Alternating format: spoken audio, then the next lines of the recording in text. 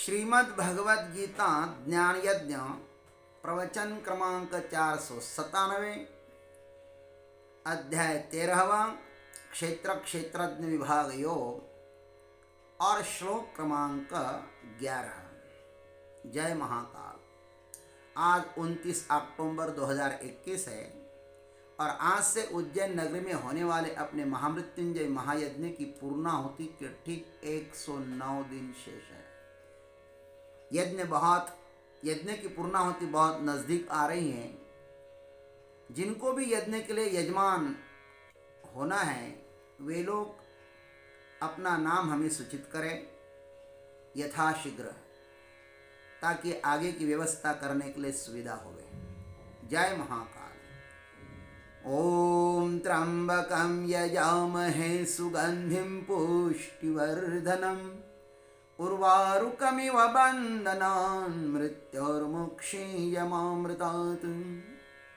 समस्तजनकल्याणनिरतं करुणामयं नमामि चिन्मयं देवं सद्गुरुं ब्रह्मविद्वरम्। सदाशिवसमारम्भां शङ्कराचार्यमध्यमाम् अस्मदाचार्यपर्यन्तां वन्दे गुरुपरम्पराम्। नमः चिन्मयदेवाय तेजोमयाय धीमहि सुबोधानन्दरूपाय नमः पुरुषोत्तमाय च। वसुदेवसुतं देवं कंसचानूरमर्दनं देवकी परमानन्दं कृष्णं वन्दे जगद्गुरुं। कृष्णाय वासुदेवाय हरे परमात्मने प्रणतक्लेशनाशाय गोविन्दाय नमो नमः।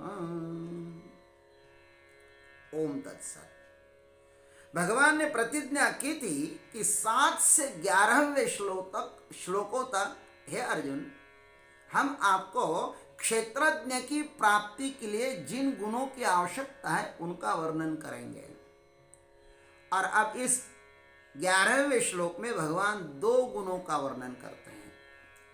इस प्रकार भगवान ने 20 गुणों का वर्णन किया है। बड़े प्यारे प्यारे गुण हैं। आप तो उसको जितनी चर्चा करें उसके ऊपर उतना कम है, और जितना खोजो ना उसका उतना कम है।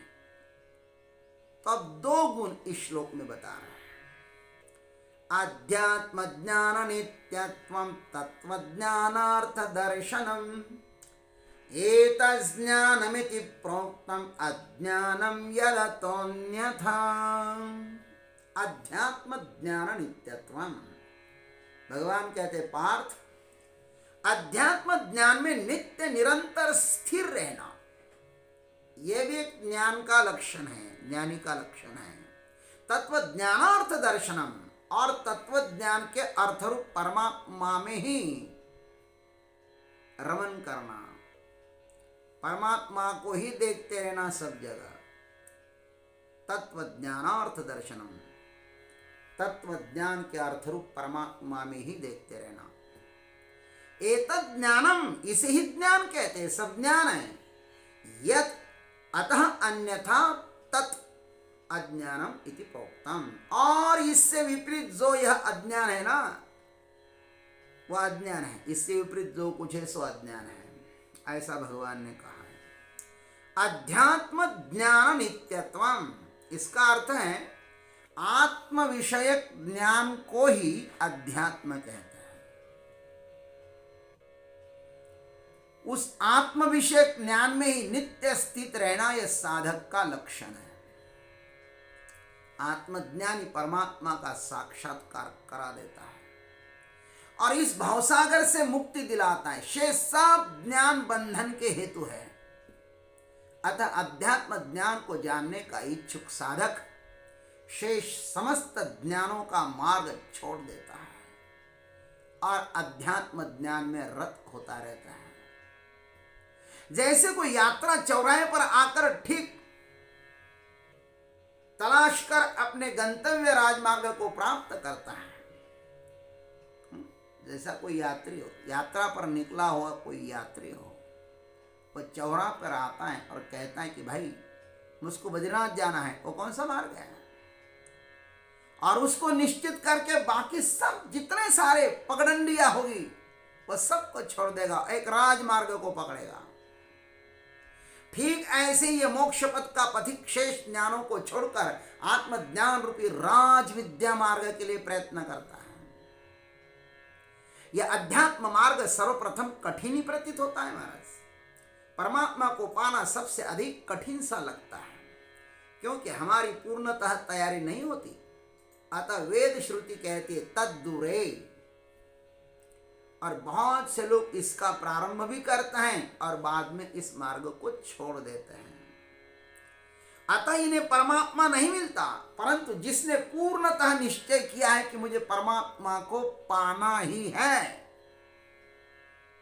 चाहे जो हो, दृढ़ निश्चय चाहिए।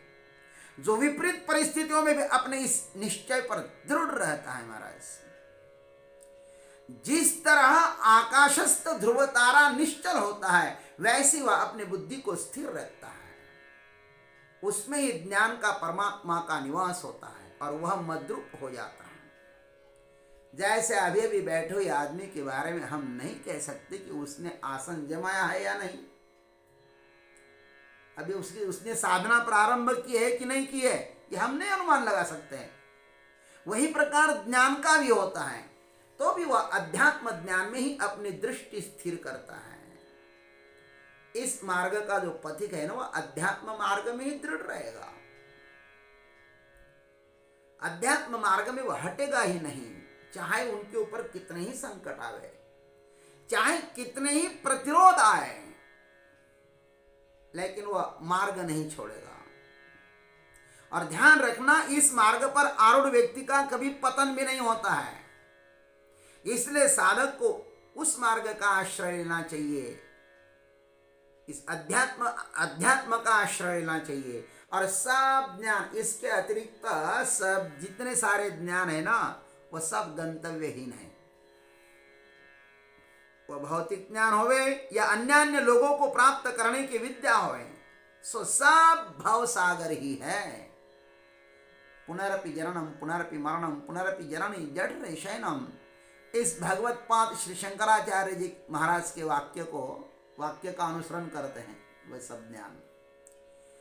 किंतु आत्मज्ञान जो है ना, वो मुक्ति का द्वार है। इसमें बैठ जाओ, गति के अनुसार मुक्ति मिल ही जाएगी। इस जन्म में भी मिल सकती है, अथवा बहुनाम जन्मनाम अन्ते ज्ञानवान मां प्रपद्यते वासुदेव सर्वमिति समात्मा सुदुर्लभः। ये मार्ग आगे बढ़ता ही जाता है महाराज, ये कभी पीछे लौटता नहीं है। इसलिए आओ, इस अध्यात्म ज्ञान नित्यत्वम, इस मार्ग में रमन करो, इसी मार्ग का स्वीकार कर लो, प्रस्थानत्रय पढ़ लो बस। ऋते ज्ञानान्न मुक्ति, ज्ञान के बिना इस संसार से मुक्ति होती ही नहीं। आगे कहा तत्व ज्ञानार्थ दर्शन। तत्व ज्ञान का अर्थ है परब्रह्म परमात्मा, और उसका ही सर्वत्र दर्शन करना। इन उपरयुक्त 18 लक्षण उस परमात्मा के साक्षात्कार के 20 क्या है, लक्षण है, 20 लक्षण है। ये 20 परमात्मा की प्राप्ति के द्वार है महाराज। किसी भी द्वार से भीतर झांक कर देखो तो अंदर परमात्मा का ही दर्शन होगा। ज्ञानेश्वर महाराज कहते हैं कि इस ज्ञान साधना का तो अंतिम गंतव्य तो परमात्मा दर्शन ही है। परमात्मा का दर्शन उसे होना ही चाहिए जिनके पास ये 20 साधन है।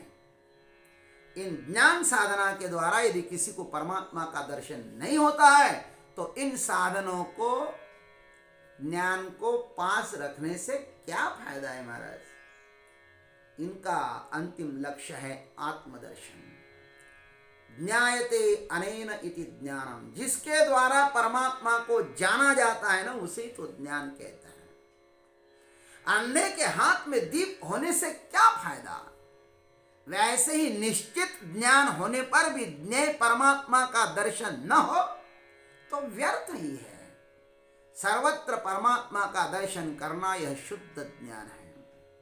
दृष्टि के अंतःकरण के सब राग द्वेष अविद्या विकार आदि मल साधन रूपी तब से जब जल जाते हैं ना, तब एतद् ज्ञानम, ये सब मल जब जल जाते हैं ना महाराज, तभी परमात्मा का उदय होता है, परमात्मा का प्राकट्य होता है। एतद् ज्ञानम, इसे ज्ञान कहते हैं। 7 से 11वें श्लोक तक जो ज्ञान के लक्षण बताए ना, वही ज्ञान है। इनके अंगीकार से परमात्मा का साक्षात्कार होता है। वह परमात्मा क्या है वह भगवान इनके आगे बताएंगे। वह क्षेत्रज्ञ भगवान क्या है वह आगे बताएंगे। वह परमात्मा उसे ही समझ में आएगा जिनके पास ये 20 लक्षण है। ये लक्षण यदि किसी में न हो और वह ज्ञानी होने का स्वांग करता हो तो उसमें थोड़ा संदेह करना चाहिए। आज इन लक्षणों को देखना जरूरी है। हाँ, इनमें से 1-2 कम हो सकते हैं। अग्नि किस प्रकार के उसके पास जाने से ही अनुभव होने लगता है। वह प्रकाशित है, उष्ण है, तेजस्वी है, उसका पता उसके निकट जाने से लगता है। काक भुसुंड जी का प्रभाव क्या है यह उस पर्वत की सीमा के भीतर प्रविष्ट होते ही गरुड़ जी महाराज को पता चला था। रामचरितमानस में बहुत सुंदर वर्णन है, आप पढ़ लेना। अथवा वाल्मीकि ऋषि कितने अहिंसक थे यह उनके आश्रम के नजदीक हिरण, बाघ आदि को एकत्र बैठे देखने से ही राम जी को पता चला था कि ओहो वाल्मीकि जी ऋषि कितने अहिंसक थे। संत की पहचान संत के आचरण से भी हो सकती है। जिसने परमात्मा का साक्षात्कार किया है उनमें यह उपर्युक्त लक्षण दिखाई देते हैं महाराज। यद अतः अन्यथा तद अज्ञानम इति प्रोक्तम। जो ये 20 लक्षण बताए ना उनसे विपरीत जो है सो अज्ञान है, उसको अज्ञान कहा गया है। अज्ञानियों का आचरण इनसे विपरीत ही होता है। फिर इन 20 लक्षणों की जो व्याख्या हो सकती थी ना, किंतु भगवान ने इस व्याख्या में ही अज्ञान की व्याख्या कर दी, ऐसा समझ लो। क्योंकि उस युद्ध क्षेत्र में अधिक समय नहीं था कि इसका अधिक विस्तार करे। ज्ञान तो बता दिया, अब अज्ञान क्या क्या बताएं, कितने सारे अज्ञान के लक्षण बताएं। अज्ञान का कोई अंत है? श्री ज्ञानेश्वर महाराज ने इसका बड़ा ही सुंदर वर्णन किया है। अज्ञान का भी उन्होंने वर्णन किया है। ज्ञान जितना अधिक बढ़ता है उसकी बुद्धि उतनी ही अधिक विकसित होती है। और जो अज्ञान की किरणों से ज्ञेय को सिमट जाता है ना, वो परमात्मा स्वरूप ही हो जाता है महाराज। ऐसा हम जानते हैं। तब उसको ये ज्ञानी है ऐसा कहना नहीं पड़ता, वो तो ज्ञानी है। क्या सूरज को ये सूरज है ऐसा कहना पड़ता है? ज्ञानेश्वर महाराज को मानो श्रोता कह रहे हैं आपने ज्ञान का तो बहुत विस्तार किया है महाराज, उसमें हमें बहुत ही अच्छा लगा है। अब ज्ञानी के विषय में ज्यादा बताकर प्रस्तुत विषय में वर्णन करने में विलंब नहीं करना चाहिए।